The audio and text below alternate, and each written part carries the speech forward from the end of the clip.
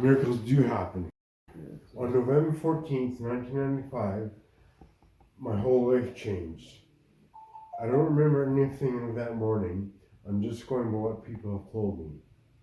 I was on my way to work, going southbound to Nisku. There were 4 lanes of traffic there, with medium in the center. I hit black ice and rolled end over end, three or four times. On the last roll, my body was not wearing my seatbelt. On the last roll, my body, I thought seatbelts weren't important. I lost control of my truck.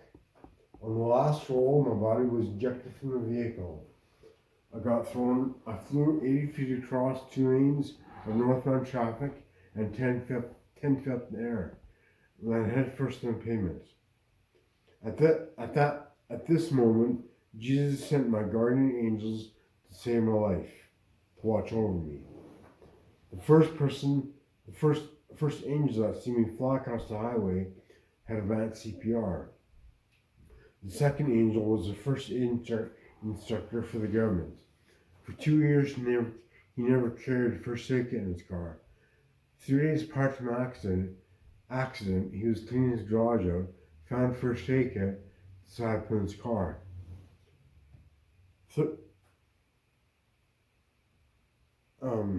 Third angel with it, and it happened to have put a turkey baster in there. And because it broke my own jaw, that's where he used the turkey baster to section the blood out. The third person was a retired Smith ambulance driver.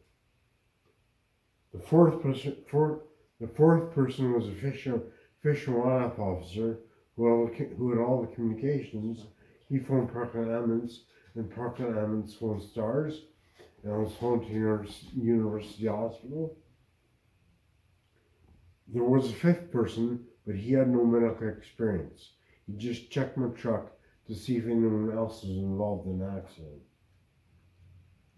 Just imagine, if no one would have seen me fly across this guy's car over the highway, I wouldn't have been saved. Perhaps wouldn't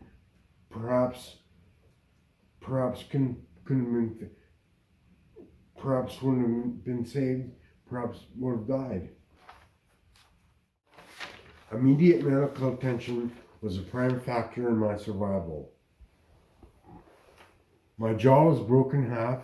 I lay there choking on my own blood. This is where the first aid instructor uses turkey baster to section out my blood that I was choking on. Parkland Ambulance was called. The attendant had to paralyze me due to my brain injury as I was searching around. STARS was called, and within minutes, STARS was called, and I was flown to University Hospital. I wasn't expected to live.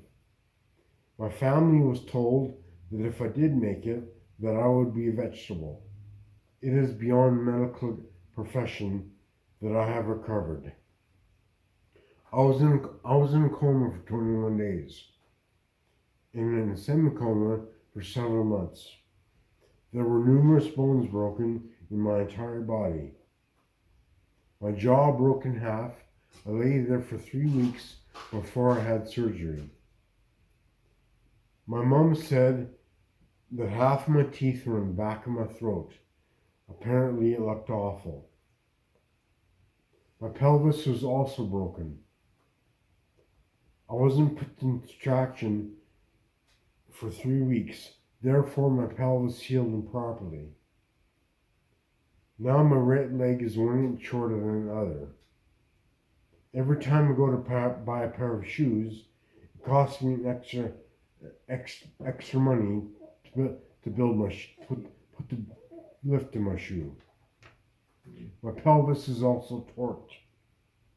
I walk with a limp. That makes me walk with a limp.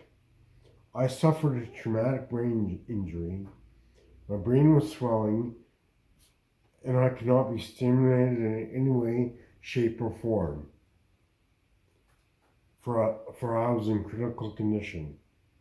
The swelling needed to be decreased in my brain, so so so that I would not suffer from a brain hernia, and that meant my brain would fall into my spine, and I would become brain dead. Therefore, two holes were drilled into my skull to drain the fluid. It took 2 weeks to stabilize me. My fifth lumbar and tailbone were also broken. My pubic symphysis was separated. I don't remember. I don't rec. I didn't. Sorry. I didn't recognize my family for 7 months. I couldn't breathe, walk, talk, or eat. I was like a big baby. I needed a tracheotomy to help me breathe. I had a G-tube inserted in my stomach so I could be fed. I also had to wear diapers as I had no control of my bladder or bowels. I had to be retaught everything from A to Z. My sister and parents were at my bedside every day and most of the nights. They stood by me and never gave up. Thank goodness. My family stood by me. My family trusted Jesus that he would take care of everything. Well, I was in disbelief at first, okay? Left a message for coming for us to, your son has been in a serious rollover. I had to stop along the way to see his accident first before I went to the hospital. I don't know why, but I needed to see the vehicle. I don't know why, but I did. Yeah. So, and that gave me confirmation that this was really true and happening. Mm. And then when we got to university, like, it was unbelievable. Like, University Hospital? Yeah, University Hospital in Edmonton. 7:30 in the morning, I'm having breakfast with my son. Now, 2 hours later, he's in the hospital with all kind of tubes. And it was like just really hard to picture that it was real. That it was really real. Wow. And then they told me, like, they told us, our whole family gathered, and they told us, they put us in a quiet room, and they told us that it's really serious, and it's really, really serious. And that night, by 8 o'clock, they said that he probably only has 2 hours left to live. 2 hours left to live? Yeah. Wow. Yeah, they said because his brain is so severely damaged, and that it probably have a brain hernia, and it could fall into the spine, and he'll have no activity in his brain. And there was hardly any activity when they did the scan across his brain. Like, there was nothing there; it was just a straight line. So he was almost like he was dead. And so it was hard. And then I'll never forget, afterwards, like, then in the morning, friends were gathered and relatives, and we gathered at the university. We all held hands, and we gathered, and we all prayed and prayed. 10 o'clock, Michael was still alive. 10 o'clock p.m. He hadn't passed. He was still alive. And we prayed and prayed and prayed. We were still there the next morning. And prayed and prayed. And over that course of time, like, he was just 2 weeks was really touch and go, whether he'd make it or not. But I believed in God. Amen. And the social worker always came and told us, oh, you're going to have to get a nursing home for him. You're going to have to get a Yeah. You're gonna have to get a nursing home for him. You're gonna have to, he's not gonna be able to be at home. He's not gonna be able to do this and not able to do that.